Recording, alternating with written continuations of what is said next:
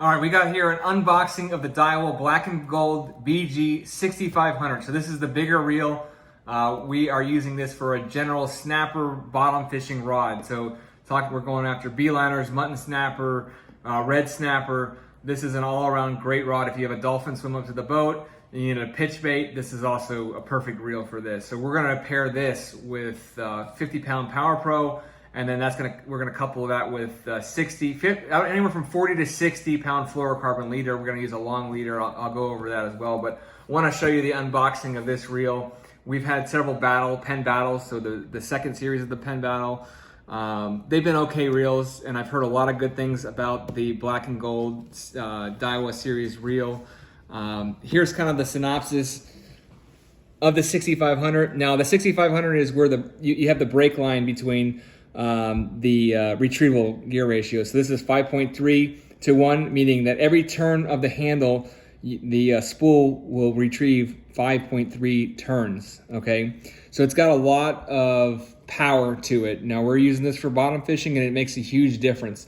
I have here the 6000 series pen battle, which has a lower ratio. It's actually a higher ratio, so it's not as good for cranking up these bottom fish. So I'm excited to jump back down to more power. It's relatively lightweight, 29.5 ounces, and the maximum drag is a eye-opening 33 pounds, which is great for bottom fishing and what we're using it for. There's 6 ball bearings in this reel, so it should be super smooth. I've actually haven't tried it at the store, so we've ordered this online through Amazon. I'll share the link for you guys as well. It's a relatively inexpensive reel. I think out the door, tax and shipping and everything was about $150, so not too bad for us. Now we're going to use 50-pound braid. I encourage you to use braid. The majority of our reels use braid because of the longevity. It's resistant to breaking down. Pretty much if you use monofilament, you need to replace it every year. Braid will last 3 or 4 years with constant use, so it's amazing. The durability is there. We're not like set on one particular brand of braid, but I do use a lot of Power Pro, and I've heard good things about the Daiwa J braid as well. So here you can see here with braid, you got 50-pound test. You could put on there 550 yards. So that is a lot of yards. You could put 65 or 80, and you can see here you get 440 yards with the 65, and the 80 would be 330 yards. Now, the reason we go with the 50 is because of casting. If you have a dolphin come up to the boat, or you need to pitch a bait, or you see something that you want to cast to, 50 is a lot easier to throw than 65-pound test. So I would recommend 40 or 50-pound braid. Now, the alternative is you can use monofilament. So here's the monofilament diagram, 20-pound test. You can see it's the heavier diameter, bigger diameter, and you're gonna use 370 yards of 20. 25-pound test is 310 yards, and 30-pound test is 260 yards. Now, you have 2 options when using braid. You can just dump the whole spool, what are we talking about, 550 yards of this 50-pound braid here, straight onto it. I'll show you the knots that I use. Or you can back it with monofilament. So you can back it either in the front or the back. A lot of times you could put on, say, 20-pound test monofilament just as your backing, so you're using less braid, because braid is substantially more expensive than monofilament. That's just how it is. But you can also use a top shot, so you can use 100 yards of mono as a top shot. I typically will go and just fill the whole spool up with braid, and then use a longer leader, say 20 feet of monofilament on top. So, all right, let's get into the box. Here it comes. So you got some manuals here. Ergonomically designed handle.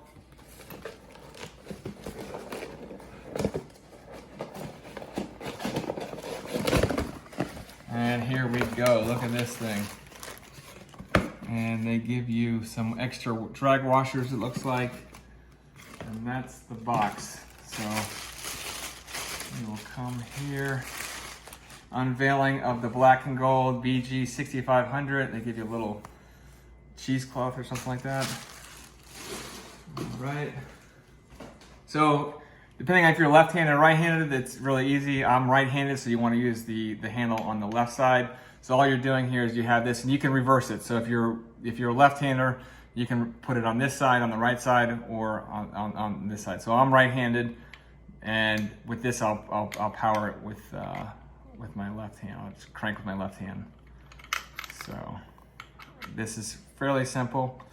You're just gonna insert it in, start screwing it in, reeling it down. There you go. It'll get snug like that, and you're ready to rock and roll, just like that.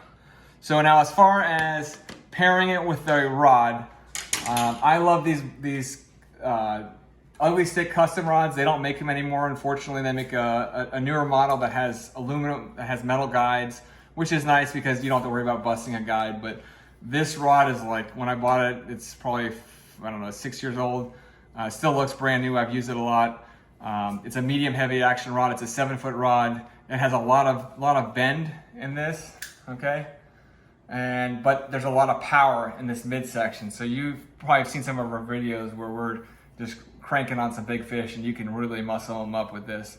This one is a 15 to 30 pound test, medium heavy action, 7-foot rod. Like I said, this is a great rod. Try to go something like that. This is the typical setup that we have. This is actually the battle that I previously talked about. And I'm actually gonna pair the BG 6500 with this rod. It's a Connolly 12 to 20 pound test, meaning that really you should be at the 15 to 20 pound test line. It's a little bit of a sturdier rod, a little bit of more backbone. The tip isn't as light as I would like, but you know, this will do the trick for the time being. Ideally, I like that really soft tip. You could feel the bite. So here you can just see how much it comes down. So, but this will match up nicely with this other pen battle I have here. All right, so we're gonna insert the rod, fairly easy.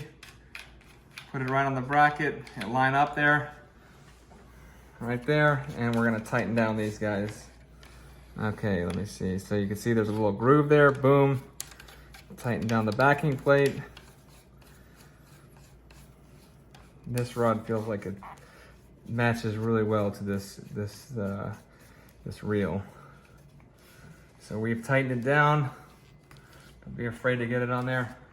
Then as far as putting on the braid, this is 50. Like I said, I'm just gonna go straight to the braid, no backing of monofilament. You're gonna flip the bail, and we are going to make a quick knot. All I'm gonna do is a uni knot. So you're gonna make a loop here, and we're gonna just, so you have a loop here, you pinched your thing, and you're gonna make another loop. So there's another loop right there, and we've had videos on how to tie knots. So I'm gonna do 4 times. So you're going like that. 1, 2, 3, 4. I can go 5 for a good measure. If you get down this low, you got problems.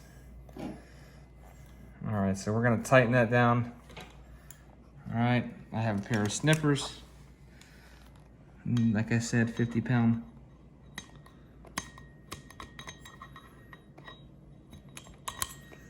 All right, just like that. Give it a good pull, cinch it down. We're going to flip the bail, and we are gonna wind on 550 yards. You wanna keep constant pressure when you're doing this. So sometimes I'll actually use a wet paper towel, wet the paper towel and instead of using my hand, but because you'll get a little bit of a burn there. But if you go nice and slow, it works out really well. So we're gonna fill this up. We'll see you back shortly when it's all ready, and we'll show you the next steps to get it set up for fishing. All right, so now we've loaded back up the spool. We're pretty much right there. That's probably about 550 yards. You'll see here, it's nice and tight. I actually did take a cloth, given that it's braid, wet the cloth, and kind of use that to hold it down to put it on a little bit tighter and get it wet. Now, you can pay a tackle shop to install the braid. The problem is you're looking at, this would have probably cost $65, $70, $80 to put on.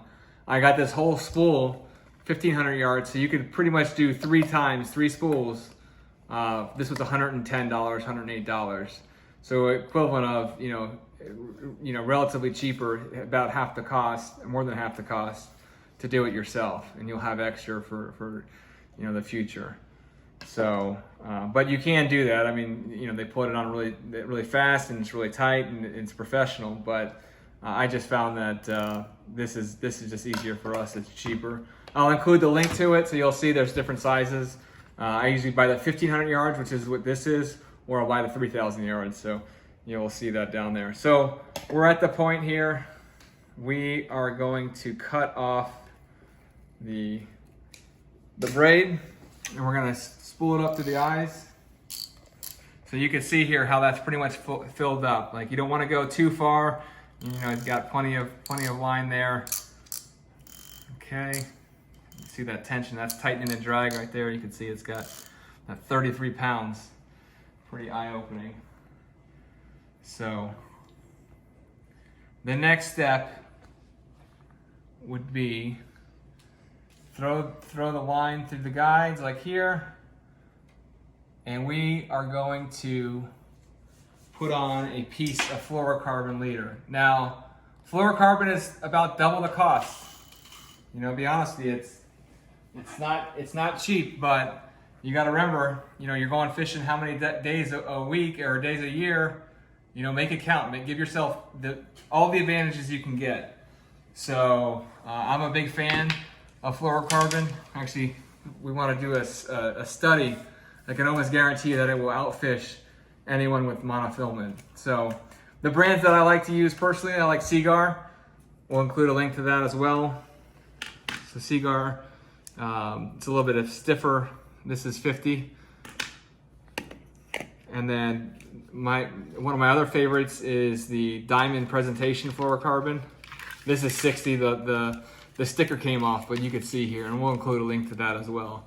So this is 60-pound, 100-yard spool. This is expensive, but like I said, keep in mind how many times you go fishing. You want to give yourself every edge. With gas being so expensive, like don't cheap out on the cheap stuff. I mean, you can certainly use the cheap monofilament, non-fluorocarbon leader, but when you add it all up, you're gonna wish, catch that trophy fish, you're gonna wish you had the best stuff. So in order to tie, we're gonna go from braid to monofilament. I'll show you a really quick, simple way of doing it. So we're gonna take the monofilament, the fluorocarbon, we're gonna pinch it, and this isn't gonna move. We're gonna come out, this is a 60-pound test, like I said. I can go anywhere from 30 to 60 pound with this rig here. And I'm gonna show you how I set it up. So you're gonna put the braid through the loop. Okay, you have this nice and easy. Give yourself plenty of long leader, long runway with the braid. And we're gonna pinch it. So here we are, we're gonna pinch it. And we're gonna wrap the braid 10 times up. 1, 2, 3, try not to overlap. 4, 5, 6, 7, 8, 9, 10. So there she is, 10 times right there. So that's what it's gonna look like that. Now you're gonna go the opposite way. 10 times going down. 1, 2, try not to go back on itself. 3, 4, 5, 6, 7, 8, 9, 10. Now the trick is you need to come in the same way you came in. So you're gonna match the line up. So if you go the opposite way, the thing falls apart. The knot will just come apart. So as you can see here, let me just show you. The line is coming towards me, right? So we need to end the line towards me as well. So it's gonna come in the same way, boom. Just like that. See that?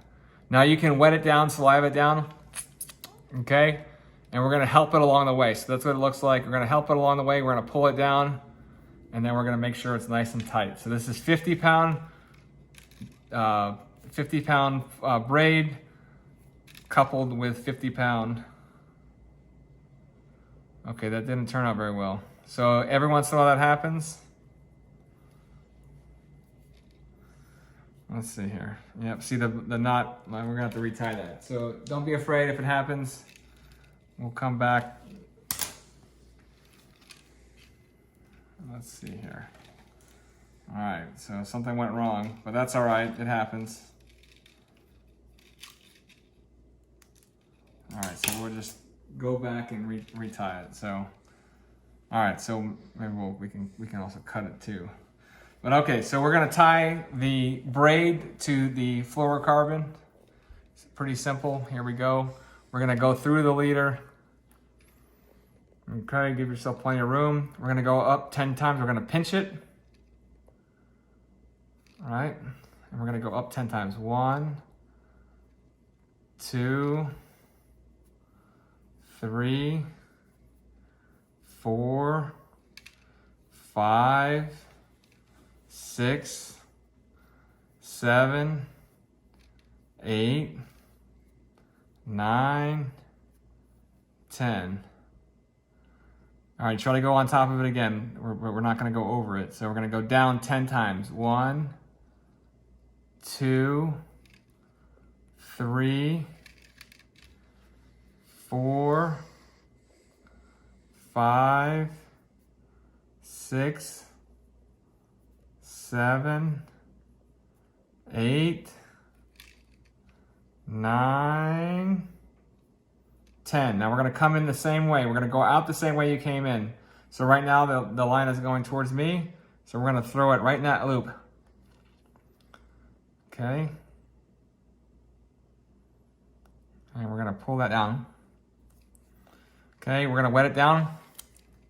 And we're gonna help it along the way. I'm just gonna pull it just like that. Now that looks good. Pull, pull, pull.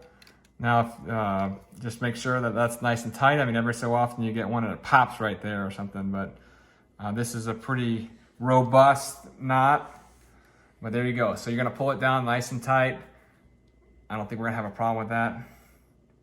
Now, usually if I am casting, like to say this is gonna be primarily a casting rod, I try not to cast the knot through the guides.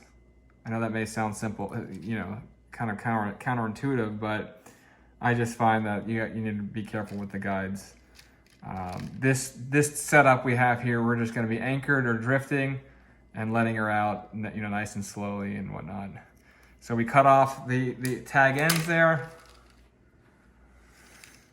Now when we're mutton snapper fishing, you know, you want a long leader, just kind of how it is. Like that looks nice and tight, not going anywhere. And we will put on, call it, you know, 10 to 15 feet. Now I know in South Florida they use a lot longer of a leader, but we're in North Florida, and typically this rod also has bigger guides, which is nice. So I'll put it on here. Here we go. You know, you gotta remember snapper are very line shy, but we don't have to go like South Florida, they use 50, 60 feet. So we'll get a couple cranks there. So it's a 7-foot rod, just keep that in mind. All right, so we'll get some cranks. And what's nice is that this setup here, I mean, you will lose some fish. I mean, we do put a lot of heat on the fish, but all you do is retie it and you're ready to go. All right, so I think we're probably good on the fluorocarbon leader. So, you know, like I said, this stuff's expensive, but it's definitely worth it. So now we're gonna finish off this rig with, basically, we're gonna put the hook on it. And I wanna show you a couple different setups that we use. Okay, so here's the fluorocarbon, put that away.